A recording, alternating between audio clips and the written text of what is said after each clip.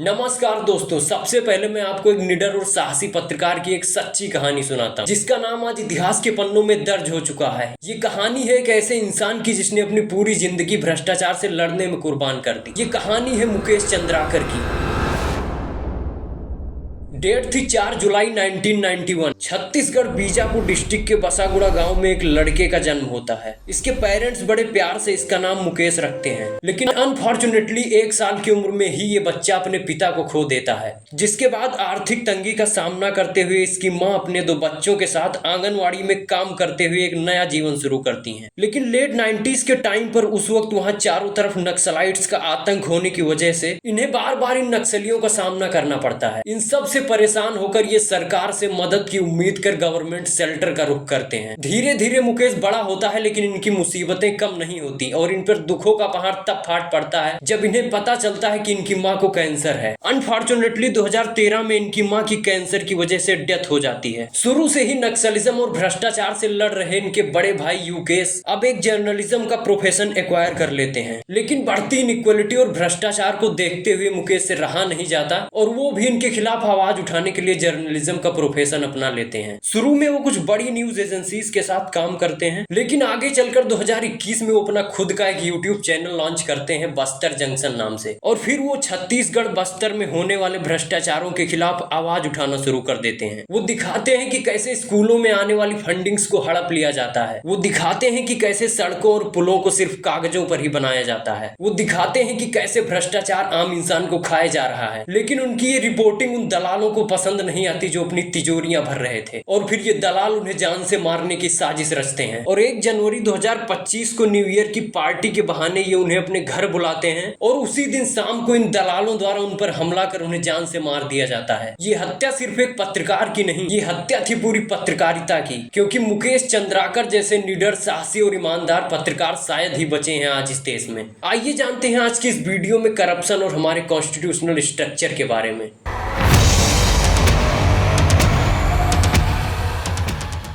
चाहे मीडिया हो या ब्यूरोक्रेट्स, गवर्नमेंट हो या जुडिशरी, करप्शन आज हर जगह फैला हुआ है। कहते हैं किसी डेमोक्रेटिक कंट्री में गवर्नेंस के लिए 4 सबसे इंपॉर्टेंट पिलर्स होते हैं: लेजिस्लेचर, एग्जीक्यूटिव, जुडिशरी और मीडिया। जिस तरह किसी घर में किसी छत को संभालने के लिए 4 पिलर्स होते हैं, ठीक उसी तरह किसी डेमोक्रेटिक कंट्री को संभालने के लिए ये 4 पिलर्स रिस्पॉन्सिबल होते हैं। किसी भी डेमोक्रेटिक कंट्री में 4 पिलर्स अलग अलग तरीके से कंट्रीब्यूट करते हैं। इंडिया भी एक डेमोक्रेटिक कंट्री है, लेकिन यहाँ इन 4 पिलर्स का क्या कंट्रीब्यूशन है, आइए इसे डिटेल में समझते हैं।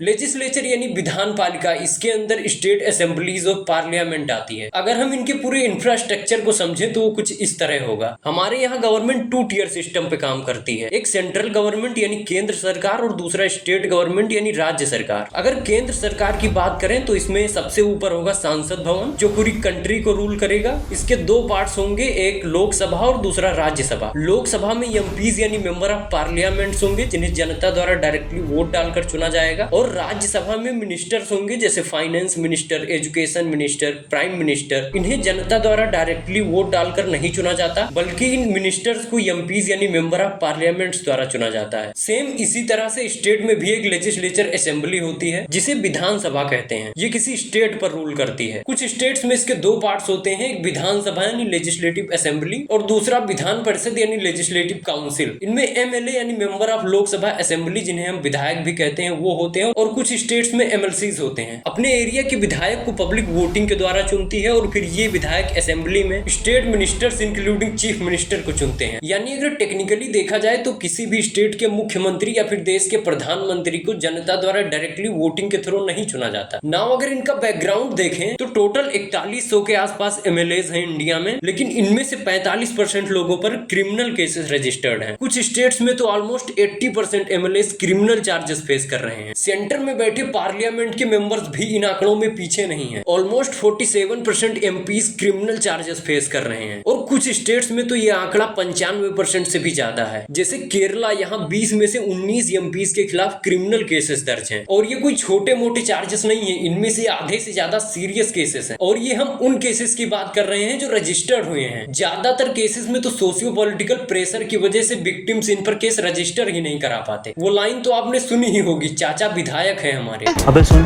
चाचा विधायक है हमारे, ठीक है। जरा सोचिए, अगर 45% केसेस इनके खिलाफ रजिस्टर हुए हैं तो एक्चुअली में कितने होंगे। और ये हम उन लोगों की बात कर रहे हैं जो इस देश के लिए कानून बनाते हैं। तो अगली बार अपना लीडर सोच समझ कर चुनिएगा।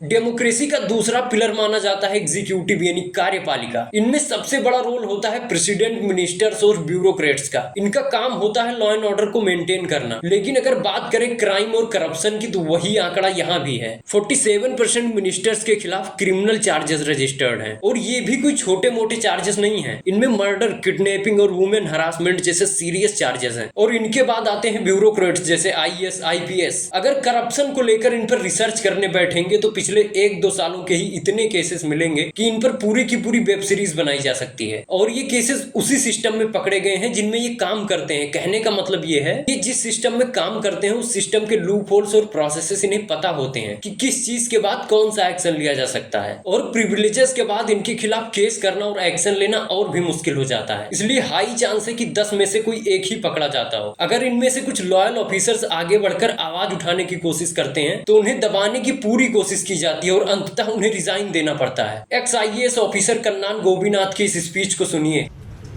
लॉयर्स अपनी बात रखने से डरते हैं क्योंकि उनको लगता है कि कुछ बोल दिया और उस बात पे उनका जो जस्टिस है वो मूड पे डिपेंड होगा।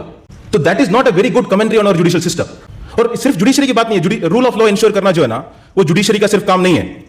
उससे बहुत पहले आते हैं, अगर day to day rule of law जो एस्टैब्लिश करता है, जो करता है, वो एडमिनिस्ट्रेशन और पुलिस करती। कई बार लगता है कि कुछ बोलूं तो ना उल्टा ना पड़ जाए, क्योंकि हम ये भी चाहते हैं कि बेल मिल जाए। ये भी हम जानते हैं कि कहीं ना कहीं चैरिटी ही है, नहीं होना चाहिए।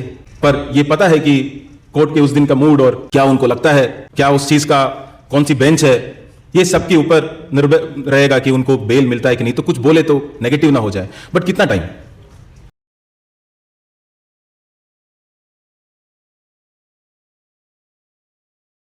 इसके बाद आती है डेमोक्रेसी की थर्ड पिलर, जुडिशरी।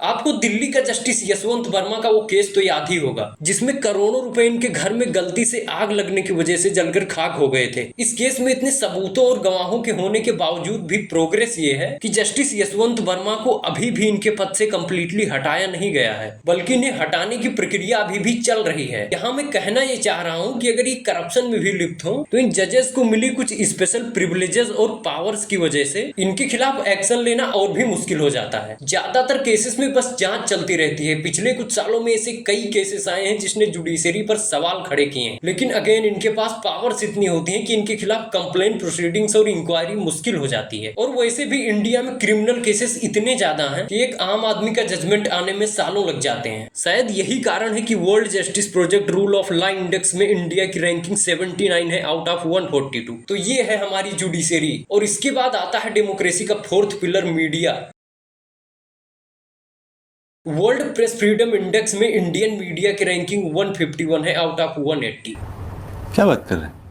इससे साफ पता चलता है कि इस देश में मीडिया की क्या कंडीशन है। असल मुद्दों पर लीपापोती करना और हर वक्त बस गवर्नमेंट की चाटुकारिता मीडिया की पहली प्रायोरिटी बनती जा रही है। धार्मिक मुद्दों पर डिबेट करने के नाम पर गुट बनाकर आपत्तिजनक शब्दों का इस्तेमाल करना भी इनका स्टैंडर्ड बन चुका है। हेल्थ केयर और एजुकेशन सेक्टर की हालत खराब है, फार्मर्स परेशान है, पूरा सिस्टम करप्शन से जूझ रहा है। लेकिन मीडिया इस पर डिबेट करने के बजाय ज्यादातर टाइम बस गवर्नमेंट और धार्मिक मुद्दों पर चर्चा करने में जुटी रहती है। और इन सब के बीच जब कुछ निडर और ईमानदार पत्रकार सामने आकर इस पर आवाज उठाते हैं तो उन्हें दबाने की पूरी कोशिश की जाती है और कई केसेस में उन्हें जान से मार दिया जाता है। गवर्नमेंट उनकी सुरक्षा भी नहीं कर पाती। कुछ ऐसा ही हुआ था मुकेश के केस में, जिसकी बात मैंने वीडियो के शुरू में की थी। और कुछ ऐसा ही हुआ पत्रकार राजीव प्रताप जी के केस में, जो कि 18 सितंबर 2025 को लापता होते हैं और 10 दिन बाद 28 सितंबर को इंजर्ड कंडीशन में इनकी लाश मिलती है। इस देश और भ्रष्टाचार के खिलाफ आवाज उठाना हर आदमी का अधिकार है, चाहे वो ग्राम प्रधान हो या डिस्ट्रिक्ट मजिस्ट्रेट। अगर कहीं भी आपको करप्शन दिखता है तो अपना मोबाइल उठाइए, कैमरा चालू कीजिए और वीडियो बनाइए और पब्लिक कर दीजिए। हम एक डेमोक्रेटिक कंट्री में हैं, इसलिए चाहे गवर्नमेंट हो या जुडिशियरी, इन सब में करप्शन के खिलाफ हम पीसफुल प्रोटेस्ट कर सकते हैं, हमारे किसान भाइयों की तरह। खैर, फार्मर्स पर फुल वीडियो देखने के लिए आपको लिंक डिस्क्रिप्शन में मिल जाएगी। इस वीडियो को देखने के लिए आपका धन्यवाद।